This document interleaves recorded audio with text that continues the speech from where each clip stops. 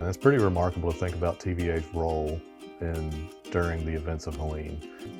The magnitude of that event was just hard to put into words.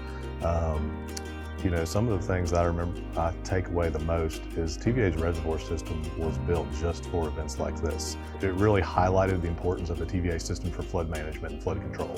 A lot of people don't associate hurricanes with the Tennessee Valley, but Helene originated as a hurricane and brought tremendous amounts of rainfall. One thing I do remember is getting a text from you saying, you need to come to the River Forecast Center. We start immediately thinking about strategizing of how we can get information out quickly and accurately. And I think we just rolled into the event as the rain started hitting the ground. We started seeing images from western North Carolina. We know all that water is coming our way.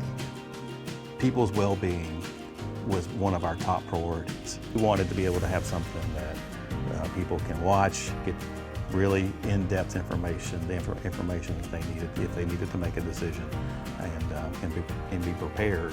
Having a River Forecast Center that's staffed 24/7 that operates the reservoir system during all types of events is super important to how we manage the TVA system. Helene was an event that introduced some new challenges in some areas that we had not seen before. We are not a one-all be-all for managing everything. We certainly take care of our dams and steward the Tennessee River system and did that very well. But we also rely on a lot of partners. So folks like emergency management agencies and the Federal Emergency Management Agency. These are bridges that are gone, water and wastewater treatment facilities that were destroyed, large impacts to communities where some of these areas are still recovering.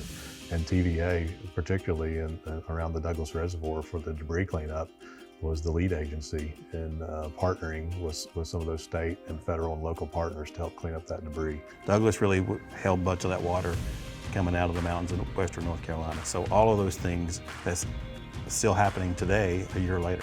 The magnitude of the event is something that will live with me forever. The amount of rainfall and the damage and the impacts to these communities.